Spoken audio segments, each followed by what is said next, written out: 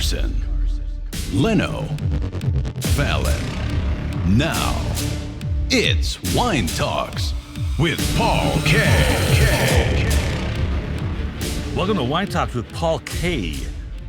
And today it's me, moi, sumo solamente.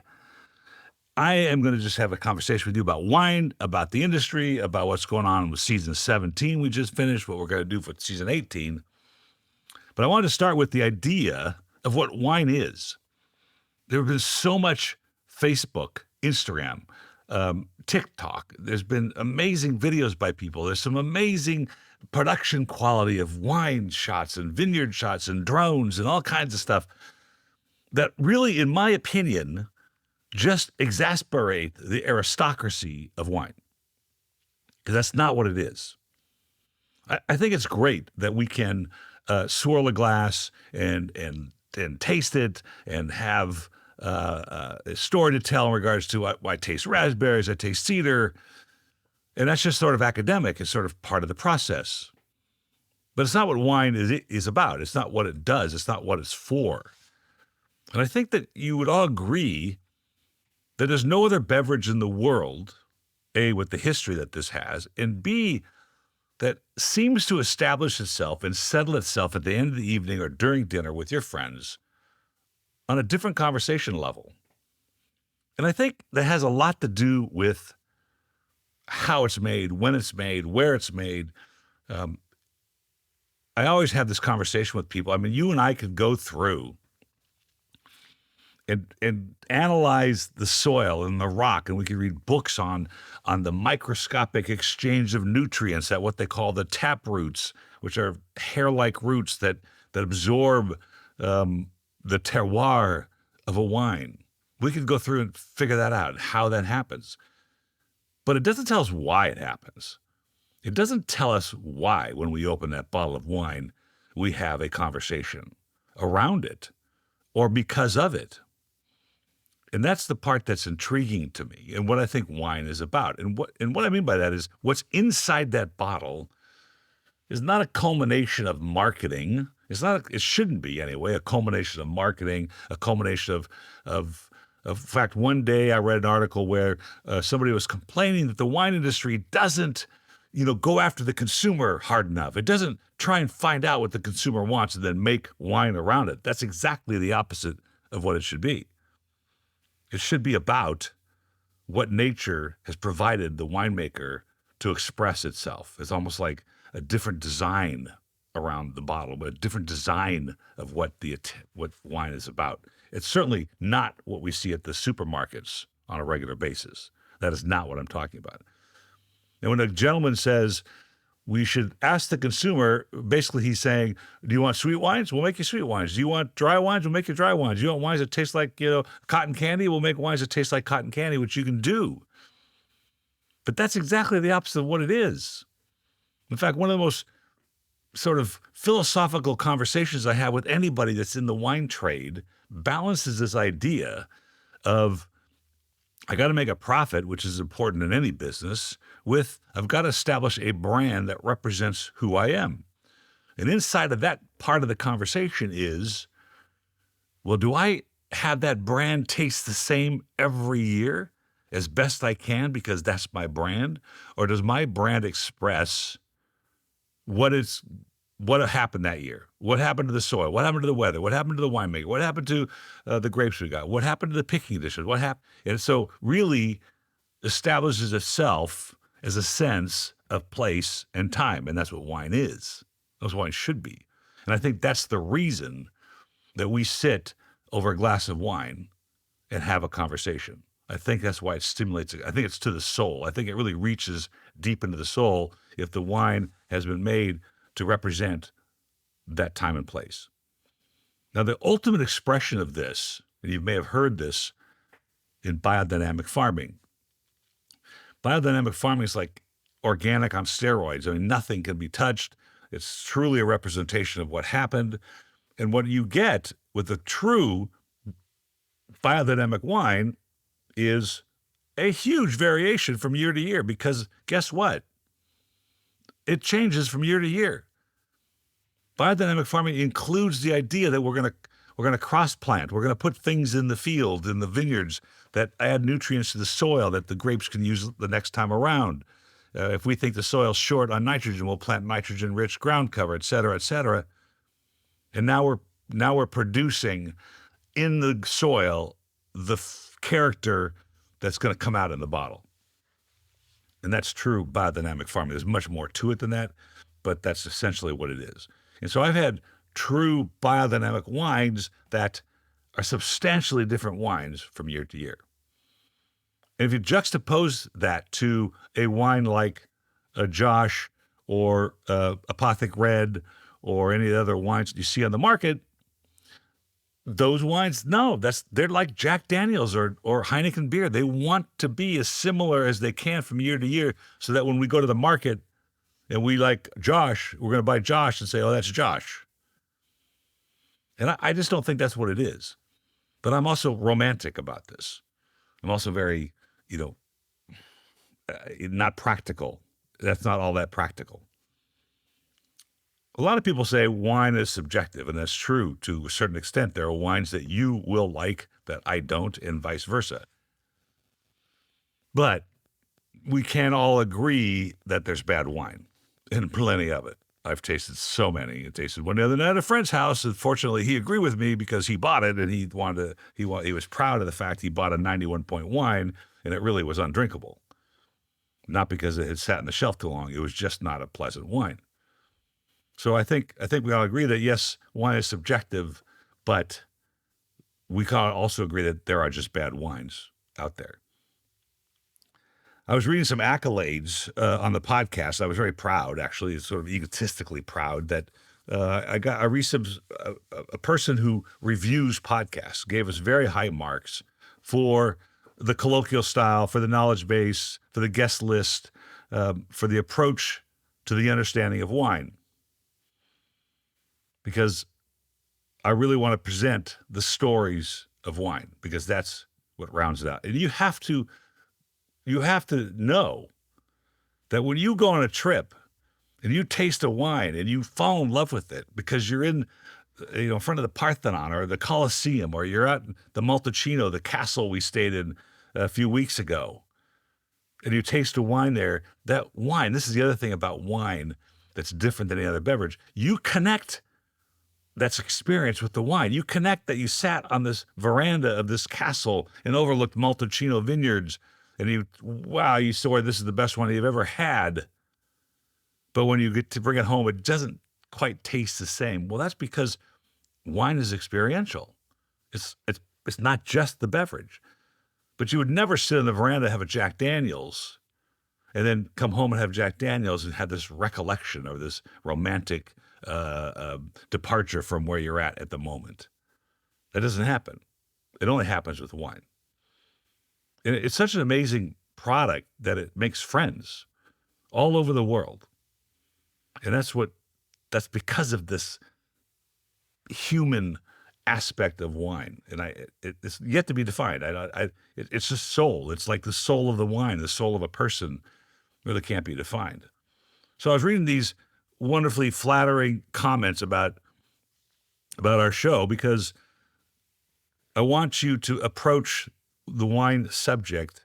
And I think it's important, if you want to academically pursue wine, there's lots of ways to do it. You can do it on your own. You can read books. I've got a huge library of books here.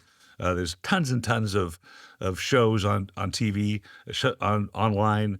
There's tons of classes you can take that are free. You can be formal about your education. You can go to the diploma, WITSET, the Wine Spirits Education Trust. You can go to the Court of Sommeliers. There's lots of places to study and get little sort of diplomas and certificates. I think even some of the Ivy League schools have online courses you can take. And I think it's important to do, but the difference is you can do as much as you want and as little as you want. And either level, or whatever level you land on, does not necessarily change your perception of a good glass of wine. It changes sort of how you look at it, but when you taste it, it's still going to come back to that experience and why you taste it and where you taste it and what you tasted it with and who you were with, for sure. But But if you want to learn about swirling a glass and understand why you do it and the different glass shapes, and you want to understand regionally what's going on in the wine world, I think that's fun. It certainly broadens your horizon as to why you would taste a wine, but it doesn't change the ones you like, and it's not going to change your opinion of when it happened and why it happened.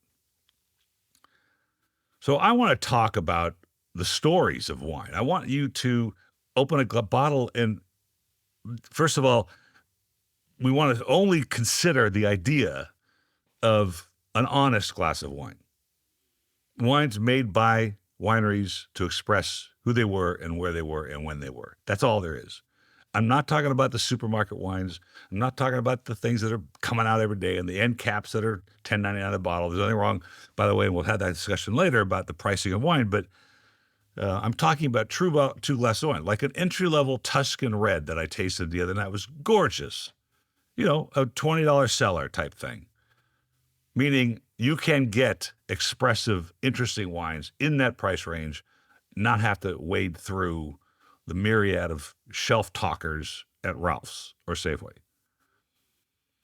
So when you have an honest glass of wine, you'll know, what's going on. You'll know the story.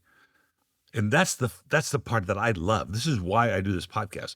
I don't make any money at it. I make some. We have some sponsors, but it's not because of that. It's because I'm learning so much having these conversations and so anxious to have you learn the same thing I'm learning that I just keep doing it. And it's, a lot of work, right? I got to produce 2 shows a week. I got to get guests. I got to do all this stuff.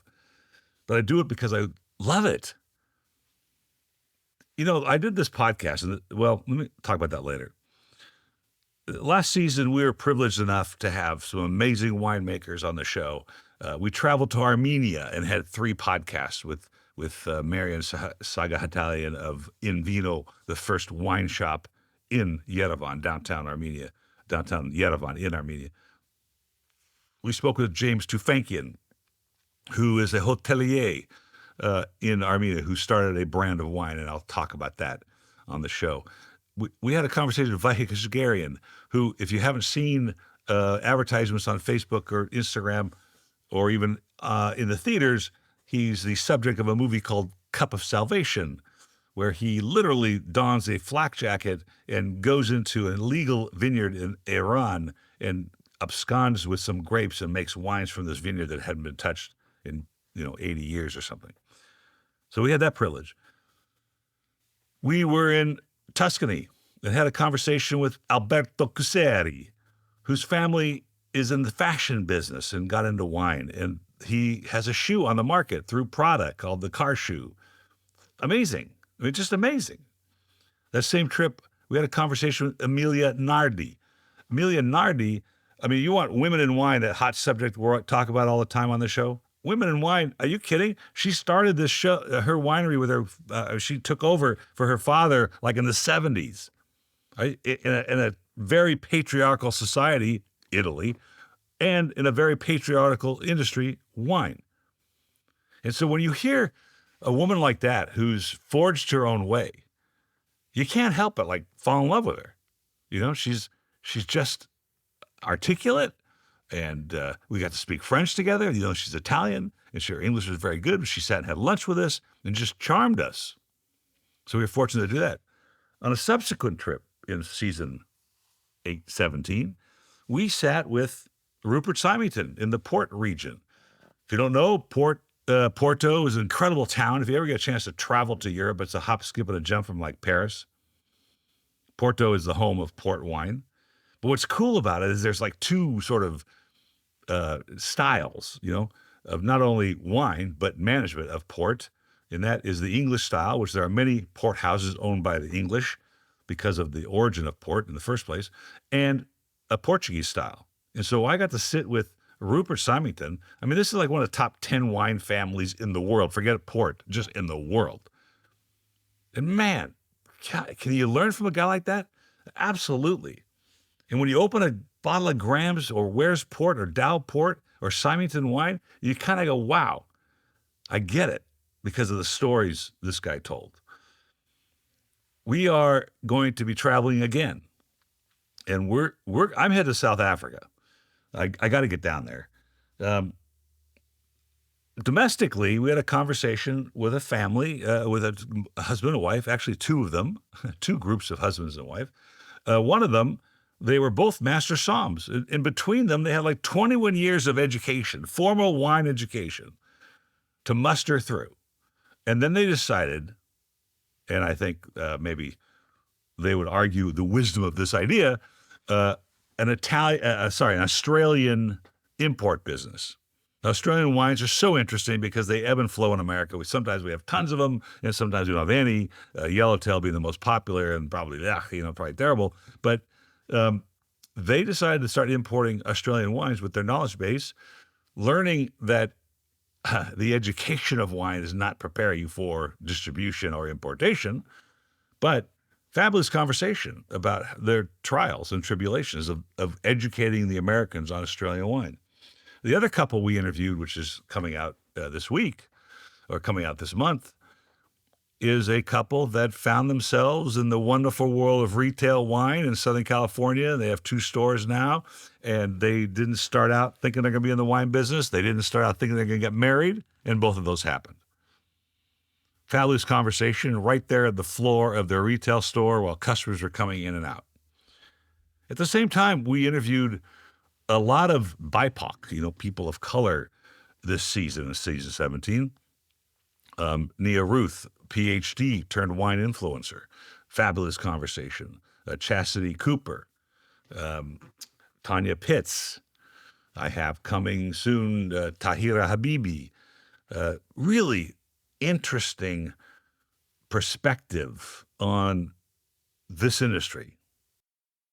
I had a conversation with Tracy Mason of Vintage Wine Estates, one of the large and great organizations in wine in America. And she is married to an Iranian woman, and they have adopted a Guatemalan son and an Ethiopian daughter. And her comment was, doesn't that give me a rather diverse perspective? And I say, yeah, it does. It's pretty interesting.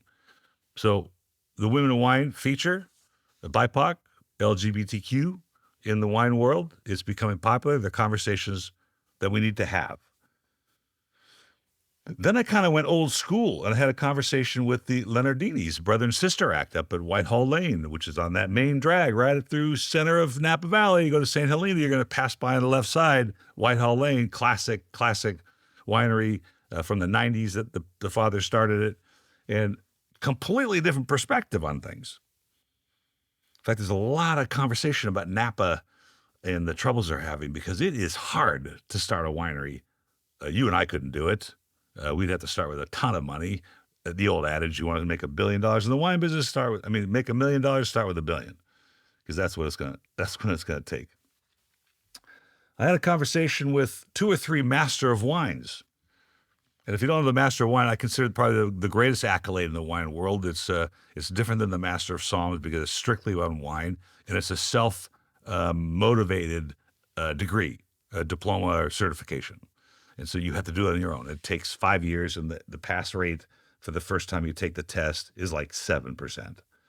So every year they put out a list of the winners, and that's always dramatic.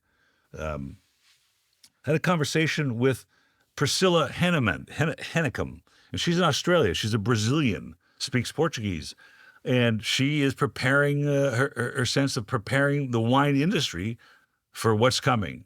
And a lot of changes are coming. And so she's taken up the helm to try and educate wineries and the consumer on what's coming up in the future. Had a conversation with Haig Kacharian. I always say this wrong because it's the famous composer who wrote the Saber Dance. Excuse me.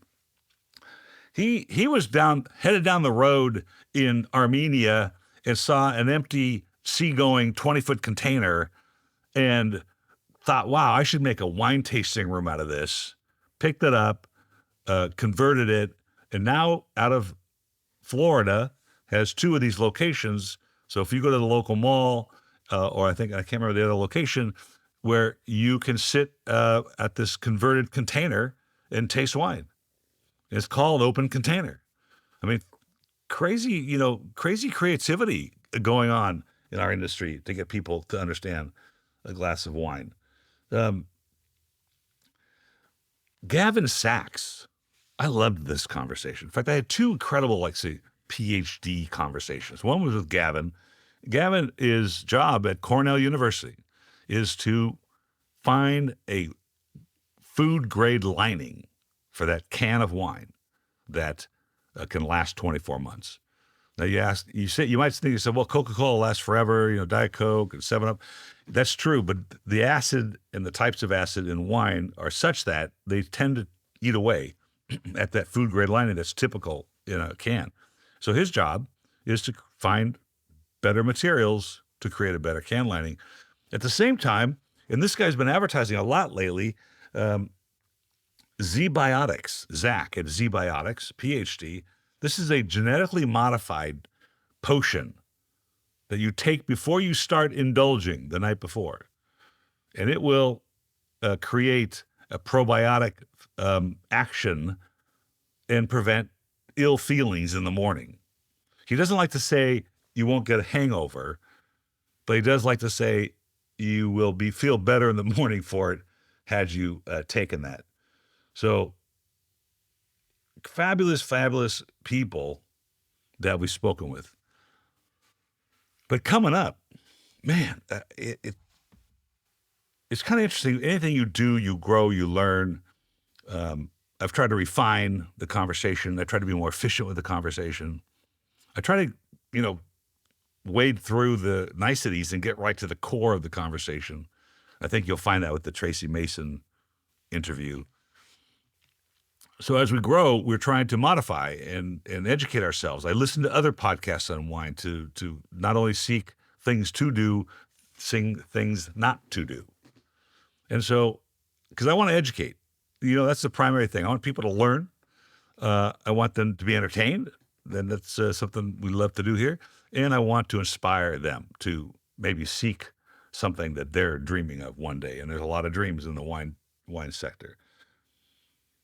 But one day, I had Arthur de Lonquesang in the show. He is the export director of a winery in Rioja called Marqués de Murrieta.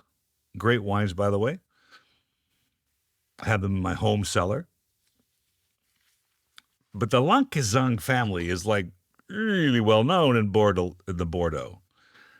And I have a book here in French called now it's embarrassing, but written by May Eliane Lonquesang. Now it's a slow read for me because it's in French and there's so many different tenses, but she was 15 at her parents' Chateau Pichon, Comtesse de Longueville, when the Nazis came. So, and I knew this already. I brought it up in the podcast with Arthur. After I turned the microphone off speaking with Arthur, I said, I would love to have your grandmother on my show. He said, let me ask. She's 98. Okay, 98. So one day, about 2 weeks ago, I get an email from Arthur saying, I am going to be in France. I am going to be with Grandma at 6 o'clock Monday night, France time. If you want to talk to her, that's your shot. I was in Napa at that time, podcasting, and I'm like, hell yeah, I'm doing that. So I didn't trust the Wi-Fi in the hotel I was spending plenty of money in, so I paid another hotel to borrow one of their conference rooms that had hardwired internet so that I wouldn't lose a signal listening to May Eliane. We get on the call, and that's being released as of the first episode of season 18. We get on the call, and without hesitation, she said, good to see you again. And my jaw must have hit the table, because the last time I saw her, which I wasn't even aware she remembered, was in 1993. And we had dinner across the street. We were staying across the street at Chateau Belgrave. And our host says, let's go across and have dinner with the Countess in French. And we walk into this dinner table. It's me, my father, my mother, my wife, Monsieur Henri van der Voort, my friend who was hosting us in Pauillac, and the Comtesse May Eliane Lankizang.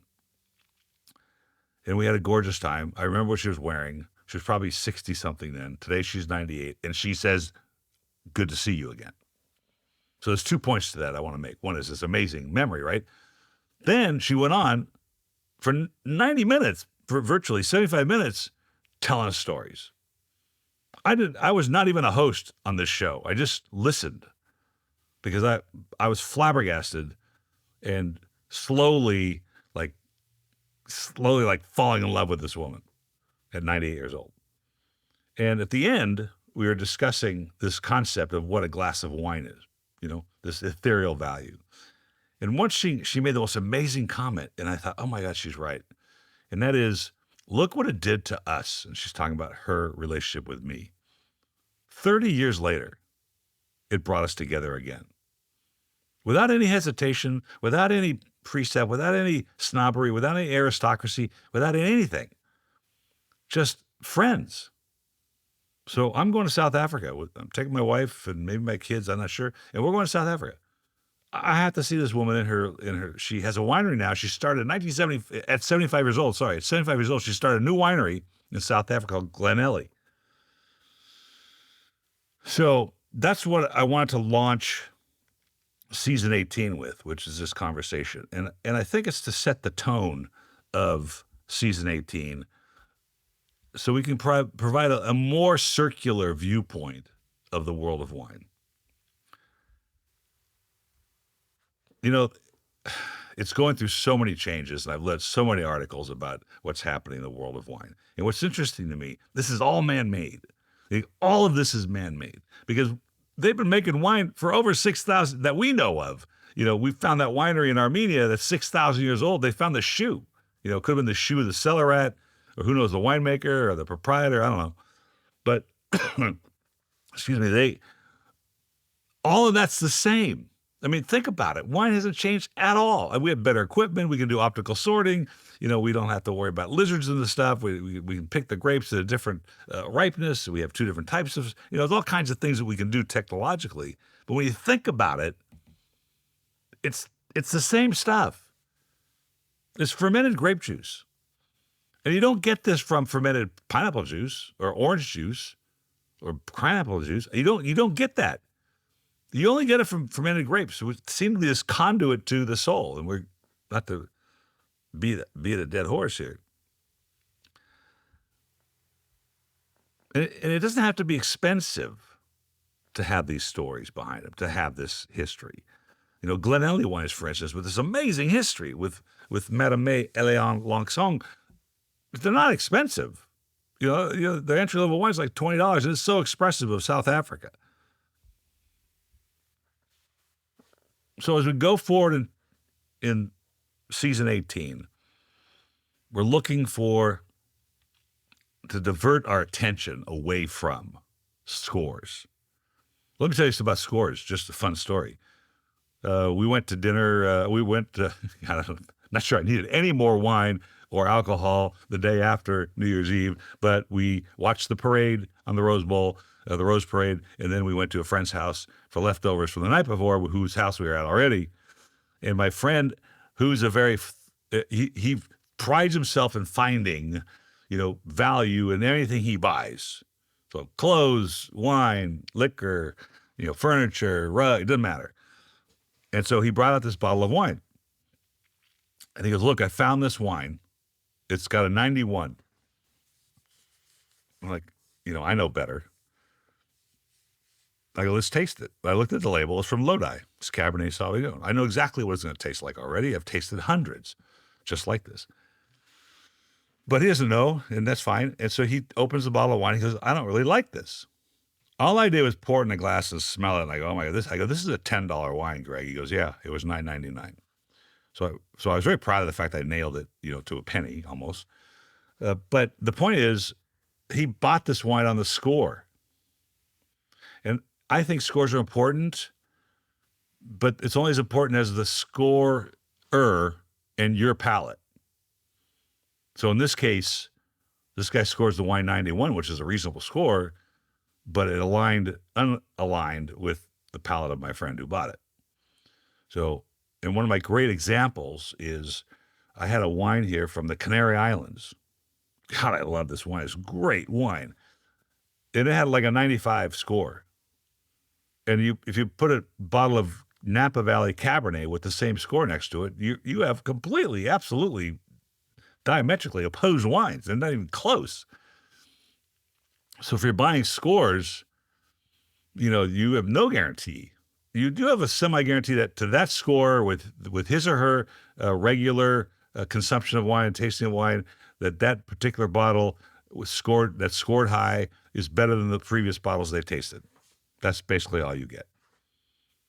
But as far as whether you're going to like it, it's completely irrelevant until you find that score. If you think James Suckling has good scores, or if you think Robert Parker is good, if you think The Enthusiast is good, or Spectator, or Dunning, that's up to you. What I think is the best way to go buy wine is to go to your local wine shop. Generally, those people hang their hat on what they have on their shelf. They have tasted it, so they know what you're looking for. And if they're good at understanding your description of what you like to drink normally and where you want to go, they should be able to guide you in a direction that is interesting. We're going to talk about, during the season 18, the idea of influencer marketing. I just noticed, excuse me, on Facebook during the holidays, and as you know, I sold my company last May. I noticed like 5 new clubs. And just by the pitch, I could tell you what they're about. And one of them was called Vino Cheapo. That's a confidence building, isn't it? And I saw the reviews. And the wine that was reviewed by the customer was one I had rejected a year earlier at the Wine of the Month Club. Then there's another club that it's like $300 a shipment.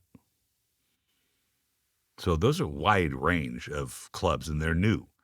And I think clubs are good. I think if you have a proper club, you can express yourself through your wine by, choosing some of the things you like and having, again, it's going to be up to the palate of the club owner or the curator of the wines for the club as to whether it aligns with your specific outlook on wine. But I don't think in general all clubs are bad. I think in general they're different, and you need to sort of experiment. Everybody's got a pitch. Everybody has a story to tell as to why their club is better. No longer is it the premise that my father started in 1972, a novelty to have wine shipped to your door anymore. Now you have to be very specific and concerned about what's being shipped to your door. So I think we're going to have a lot of fun understanding wine this season. It's kind of interesting when it comes down to wine too. Wine is history in the bottle. I use that as a title with the conversation with Rupert Symington, because port is history in the bottle. Like, we went down to the port cellar of Ramos Pinto and of Capque. These are both Portuguese-owned port houses. I was looking at wine from the 1800s, and yeah, they're drinkable. In fact, the other day I took to lunch a very old friend of mine who was calling on my father in 1972 to sell wine to him. So he was new in the industry. Now he's retired, made his way up to the top of one of the large wholesale houses in California. The youngest wine that he shared with me, this is only 2 weeks ago, was from 1927. The oldest wine he shared that day, of the 10, was from 1875. Now, these are Madeiras, which is an island off of Portugal. So they're fortified wines. Alcohol has been added to them along the process, and we'll talk about that later. But man, some were still youthful. I mean, some were young. I mean, it's absolutely mind-boggling. And that's kind of wine geeky stuff. But when you hear the stories, and so I have this sort of, I was telling my wife this the other day, I have this sort of weird problem. And that is the same disease, though they never really identify it as a word. But in the movie Midnight in Paris, Owen Wilson wants to go back in time, and he does. And his girlfriend wants to go further back in time, and she does. So it's some kind of disease where you think your life would be better in a previous era, previous epoch. The French word l'époque. So I don't know if I feel that's the way I am, but I am so enamored by lifestyle of those days and enamored by the fact that wine has survived. The history of wine has survived all this. Champagne, the history of champagne houses and Madame Clicquot and World War I and World War II, that it always survives. And so I sort of have this romantic viewpoint of wine that I would probably enjoy being back in those days, what was younger industry. We're in for a lot of great stories, a lot of great information, a great time together. And so look for season 18 to launch. Let me check my calendar here, but we're going to launch it, I think, next week. And so it looks like January 9th will be the first of those stories. And January 11th will be the story with May Elian Lankesang. Thanks for listening to this conversation. I look forward to serving your needs, audio needs in the future. And just cheers. And let me know what you think. Please subscribe and please send me some reviews. And if you have any questions on wine, my email address is paul@womclub.com, womclub.com. Happy to guide you wherever you need to go. Cheers.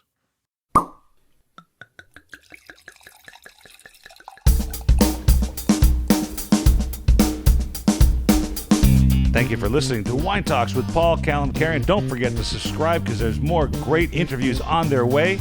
Folks, have a great time out there in the wine world. Cheers.